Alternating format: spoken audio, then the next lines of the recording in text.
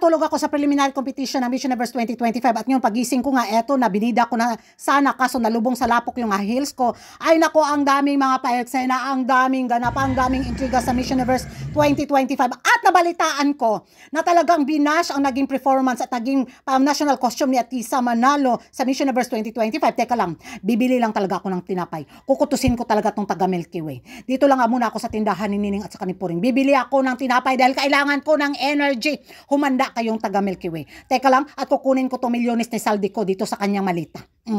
Nako, nanggigigil ako. Nanggigigil ako. Talagang itong taga Milky Way. Labi kay sila pang bakulan ba? Kaning taga Milky Way?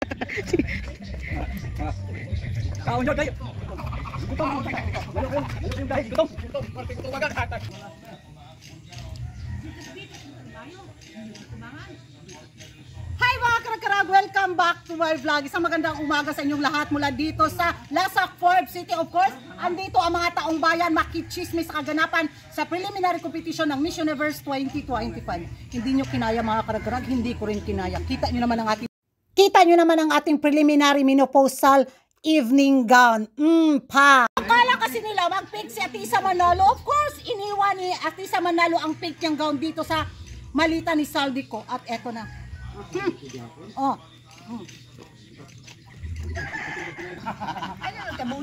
eto na nga mga karag-karag. Hi mga taong bayan sa Lasak, Forbes City. Pag-hi po mo. Hi.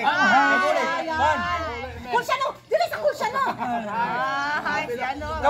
Nabulit pan. Una pa. So, ito na nga mga karag-karag. So sa preliminary competition ng Miss Universe 2025, grabe yung pa-national costume ng kandidata natin at yung pa-evening gown tapos yung swimsuit. Doon sa pa-national costume, alam nyo ba yung chika? Paghilom sa puring. Alam nyo ba yung chika? Naku, grabe, hindi ko kinaya. Boring daw ang national costume ni Atisa Manalo. Nothing new, nothing special.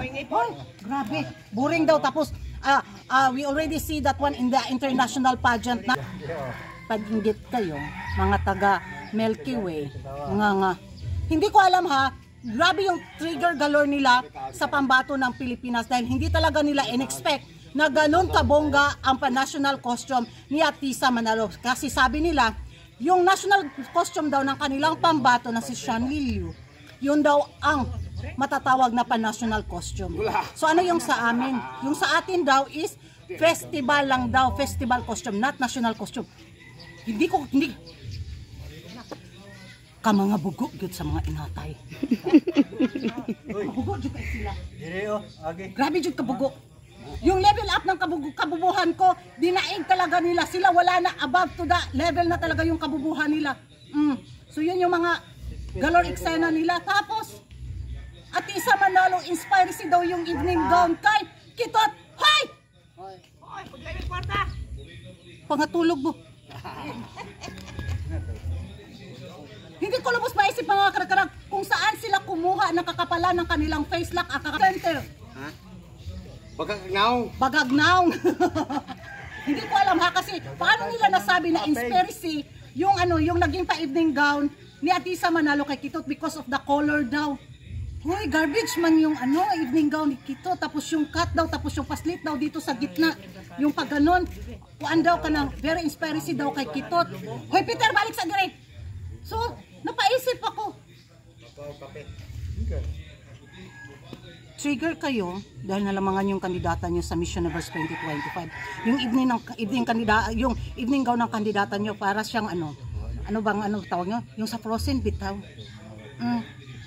Dahil in-expect ninyo na mag-pink si Atisa Manalo, na mag-ala Miss International yung aura ni Atisa Manalo. Tapos paglabas, bulaga. Ganon. Nanggigigil ako mga karag-karag. Hindi ko man napanood yung full na bitaw preliminary, pero nagulat talaga sila sa naging pa-evening gown ni Atisa Manalo at yun talaga yung ikinairita nila. Ang masasabi lang namin, nako, Laban Philippines! Wala ba ka-energy ni Ning? Laban Philippines! Ano yung kapit ni Ning? Laban Philippines! Laban Philippines! Yes! So yun mga karagdagan. Kaya We are so proud sa sa naging preparation ni Atisa Manalo dito nga sa preliminary competition ng Miss Universe 2025. Yung sinabi nilang inspiracy sa naging paggaw ni Kitot, mahiya naman kayo.